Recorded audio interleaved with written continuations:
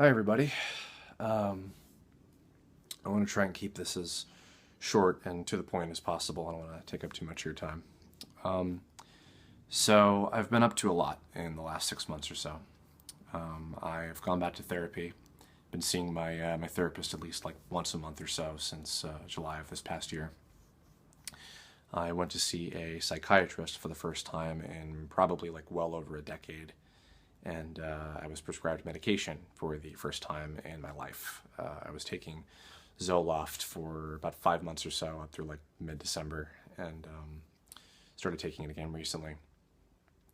I was going to an anger management therapy group for about 2 months last year, first time ever. Very, very different experience for me. And I'm currently on my second read through of an Anger Management Essentials book, which has been extremely helpful. That's kind of been for starters. I have other plans for the year. I've enrolled in a program at UCLA that's all about sort of emotional cognitive therapy, like behavioral modification sort of stuff. It was recommended by my psychiatrist as something very up the alley of the changes that I'm trying to make. I'm also looking into some 12-step programs, just local stuff here in LA, and I have other books and PDFs that I'm going to be reading through that are all based on self-help and self-improvement. And I'm just basically trying to do anything I possibly can to make do on my promise from this past summer that I want to change, that I want to improve, that I want to be better. That said, it's not the main reason why I wanted to make this video and the tweet thread that's going to be attached to it.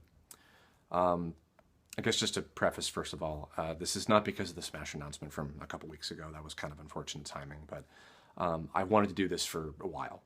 The reason it took so long is because I wanted to sort of consolidate my thoughts and everything I wanted to say to be as concise and straightforward and clear as possible.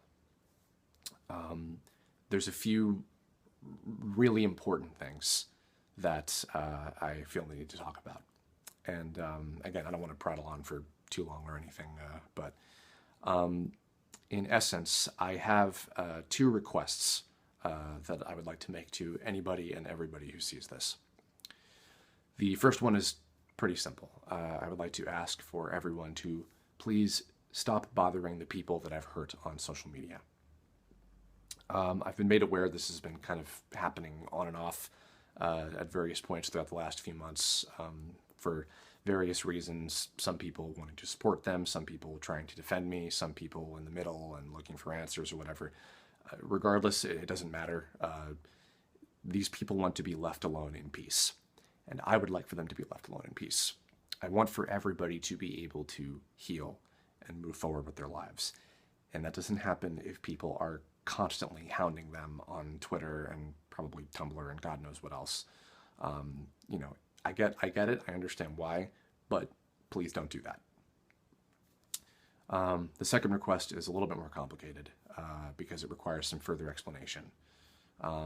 But to surmise, I would also like to ask that everyone please stop spreading misinformation about the things that I have done wrong to hurt others. There have been a lot of things that have been said in the last half of the year and even the beginning of this year. And I'm not going to address absolutely every single one of those things because not all of them necessarily need to be addressed, but there's a small handful of some really serious and really alarming things that I need to set the record on. And I'll talk about why in a second. But the first and most important one, and I really need to emphasize this to everybody, I have never, ever, ever in my life, ever, sexually assaulted or abused or physically or domestically assaulted or abused or raped anybody in my life, ever, period, end of story. This particular set of rumors got so out of control that my most recent ex-girlfriend several months back made a post to clarify that there was no rape involved between us. And I did not ask her to do that, which in and of itself should go to show how serious it was and how bad things had gotten. That is absolutely the biggest thing, more than anything. But secondarily, and also important, I've never embezzled money or withheld payment or funds on any project that I've ever been in charge of the funding for. I've with anybody I've ever worked with. I have never taken advantage of or preyed on or done any kind of unsavory things with any of my fans at conventions like public events or online. And I have never stolen or undercut jobs from other voice actors. I don't know where that one came from. It doesn't work that way. Again, there's more, but those are the major things of significance that I needed to clear up. And I want to emphasize something else, because this is also very important. By talking about these things, I am not like waving my hand and suddenly I am forgiven and excused of all things that I've done. That's not the point of this. This is not an expectancy of any kind of forgiveness or anything like that. When I came forward with the apologies that I made in July of last year, it was to own up and make amends and take responsibility for the things that I had done wrong. I am not proclaiming I am innocent of any and all wrongdoing. I have done a lot of things to hurt people that I'm not proud of, and my aim is to never repeat those things ever again. And when I came forward with what I had to say, I knew there were going to be consequences, and there have been. I've lost a lot of things that I care about. I've lost a lot of people that I care about, and I have to accept that. However, and this is really the big thing as to why I want to talk about this. What I do not accept is, in not so many words, being labeled as a criminal for things that I didn't do. It's also it seems to be accepted as fact that I also admitted to doing these things. I did not. That's another big reason as to why I felt the need to speak about this and make this very clear and, set the record straight. Not only is it unfair to me because it doesn't serve proper justice or punishment. I understand why this happens, and even to some extent I appreciate it, but it's not right.